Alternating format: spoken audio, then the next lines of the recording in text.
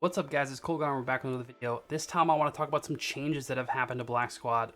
For those of you that don't know, as of October 28th, 2020, Valofe has taken over the development of Black Squad. I want to talk about what that means for you, some of the changes they've already made, and discuss some of the skins that are on the market. I want to start doing this for new patch notes because a lot of people ask me about what I think of changes and things like that. So this is just a way to update them and maybe inform some people that don't know of the changes that are happening. But first, I want to discuss, first of all, the announcement post. So it says, first, thank you for playing Black Squad. We announced Black Squad has now officially been published and developed by Valofe. You can keep on playing Black Squad via Steam without any additional process. It goes on to say how NS Studio has taken on the development of Black Squad 2.0. And then honestly, Valofe just uses a bunch of buzzwords about how they're going to provide server sustainability and stuff. But the important part is it says Valofe Black Squad team is planning the content update as well as the direction of operation in the future. You will find the first step by Valofe at the next update, which will be announced soon. So honestly, the fact that they're talking about content updates and everything just right off the bat is refreshing news. You know, Black Squad hasn't received a lot of content updates recently. You could tell that the game was on its last leg, at least for NS Studios' standpoint. So this is a refreshing change of pace. I'm looking forward to the changes that they make. Now, for those of you that don't know, Valofe has taken over a lot of games. One of the ones that is probably the most popular is Combat Arms.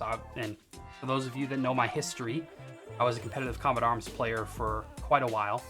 The competitive side of that game died off long before Valofe took over, but there are some things that I want to touch on that people will probably talk about that I think are important to discuss. So firstly, a lot of people will say that, a lot of the negative people will say that Valofe takes games and makes them pay to win. And Combat Arms is often brought up in that example or that discussion. And I just really want to talk about my experience with Combat Arms and Valofe when they took it over, because I was still playing casually when they first took it over. So first of all, to clarify, Combat Arms was pay to win long before Valofe took it over. I actually remember when the game first came out, they had talked about, Nexon had put something on their website that said, we will never release pay-to-win skins, all skins are cosmetic, and within a month of that, they released the M416 CQER, which was the first pay-to-win gun. They took that notice down, they realized they could make money, and they ended up just going with it. So a lot of people talk about how Valofe have implemented pay-to-win stuff, but in actuality, when they took over Combat Arms Reloaded, they made most of those pay-to-win skins available for regular in-game currency purchase. Now, I hated those guns. They obviously weren't allowed in the competitive side of things. But honestly, Valofe listened a lot to the community. A lot of people said that they hated Combat Arms Reloaded. They wanted the classic engine back. They wanted the classic version back. So Valofe released Combat Arms, the classic version. The competitive side, which, you know, when I competed in Combat Arms, all of the money that went towards tournaments and cash prize pools were all outside third-party people. All of the tournament developers were all people that were getting sponsorships from other companies. And Nexon hated the fact that the competitive rule set didn't include their pay-to-win guns and their, or any prizes that involved NX. In fact, I remember the tournament that we used most frequently was the World Online Gaming League, and I remember they would contact Nexon at the start of every season asking for cash prizes. Nexon would always just offer NX, which didn't really help anyone because none of the NX stuff was allowed in tournaments. And they ended up working with Woggle to create a Death March tournament. Was all NX stuff is allowed, and it was one of the worst experiences I've ever been a part of with competitive gaming. You had specialists that pretty much had wall hacks because they could use something that would let them see through walls, and med kits, and it was the dumbest thing I've ever seen in my life. So Valofe, when they took over, they took on tournaments and they actually offered cash prize pools from their own pockets. They were helping the competitive community, although it was pretty much dead at that point, but they were trying their best to revive it. So I truly believe that Valofe had Combat Arms' best intentions at heart when they took over the game. The problem is people think that you just take over a game and you just, you know, do, like, it costs money to take over games. It costs money. They want to make their money back.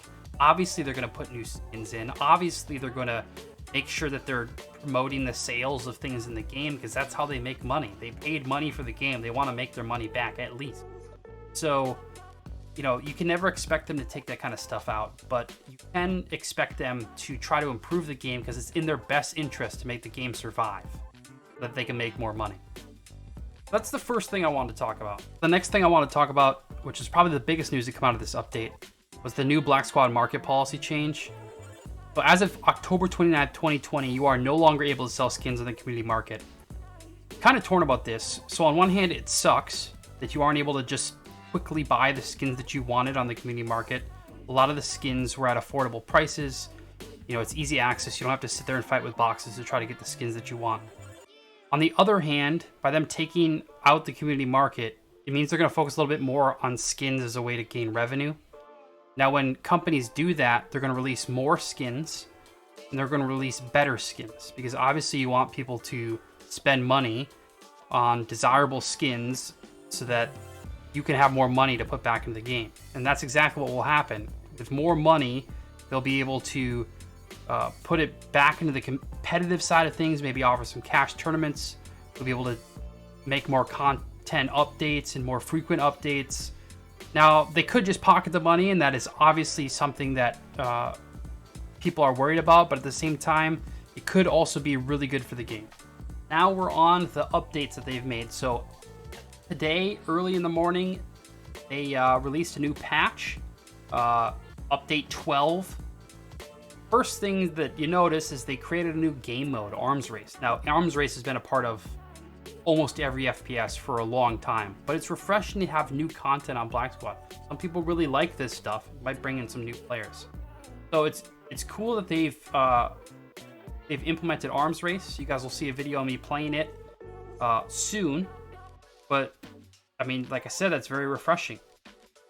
They added some login rewards. I mean, that's good for some people. Don't really care that much.